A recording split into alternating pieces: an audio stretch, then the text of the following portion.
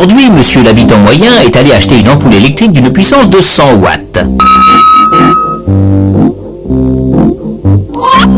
Madame l'habitante moyenne, elle, est allée acheter un sèche-cheveux pour sécher ses cheveux. Puissance 1000 watts. C'est-à-dire 1 kilowatt, étant donné que 1000 choses se dit 1 kilo chose. Le monsieur des chemins de fer voulait une locomotive pour tirer son train à 130 km à l'heure. Puissance de la locomotive, 8 millions de watts. 8 millions de watts ou, si vous préférez, 8 mégawatts, étant donné qu'un million de choses se dit un méga-chose. Watt, kilowatt, mégawatt, c'est la puissance des appareils, ce qu'ils peuvent faire. Et pour le moment, ils ne font rien. Ils ne sont pas branchés sur le réseau. Le réseau pourtant est prêt. Dans les centrales, les alternateurs tournent. Les alternateurs, vous vous souvenez, l'aimant qui tourne devant des bobines. Dans la pratique, évidemment, cette image d'alternateur serait un peu plus près de la réalité, mais le principe est le même. Les bobines s'appellent le stator. L'aimant, qui en réalité est un électro-aimant, s'appelle le rotor. Il tourne par exemple à 15 000 tours minute et le stator délivre un courant alternatif triphasé d'une fréquence de 50 Hz, très exactement. Cet alternateur-ci a une puissance maximum de 900 MW.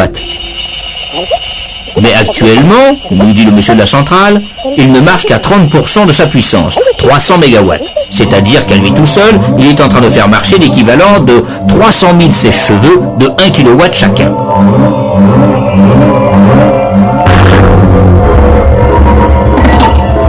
Mais vous vous doutez bien que s'il y a 300 MW qui sortent de l'alternateur, il faut bien qu'il y ait une machine au moins aussi puissante pour le faire tourner. Il n'y a pas de miracle. Mais quelle machine?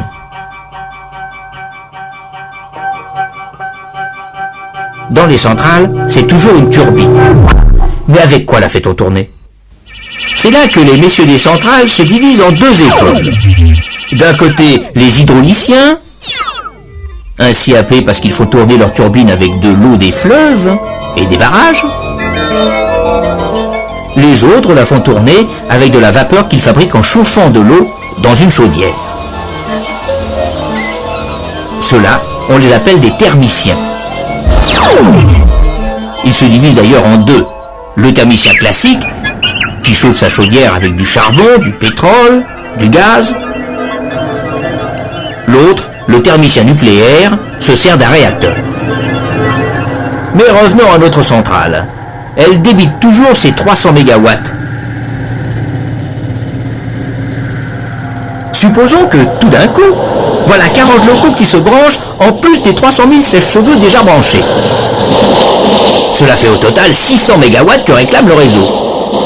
Si votre centrale est seule à fournir 300 MW, cela ne suffit plus. Il faut augmenter la puissance.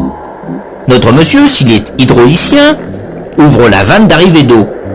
S'il est thermicien, il ouvre l'arrivée de vapeur, sans oublier bien sûr de pousser les feux et d'ouvrir aussi l'arrivée de combustible. La puissance de la machine augmente. L'alternateur sort ses 600 MW, maintient sa vitesse et les 50 Hz très exactement. Dans la pratique, tout cela est automatique. Personne ne s'aperçoit de rien, sauf bien sûr le thermicien, qui voit sa consommation de combustible augmenter, ou l'hydraulicien, qui voit sa réserve d'eau baisser. Mais l'eau, en principe, cela ne coûte rien. Alors, si l'eau ne coûte rien, pourquoi ne pas faire des centrales hydrauliques? Ce serait beaucoup plus économique. On verra cela la prochaine fois.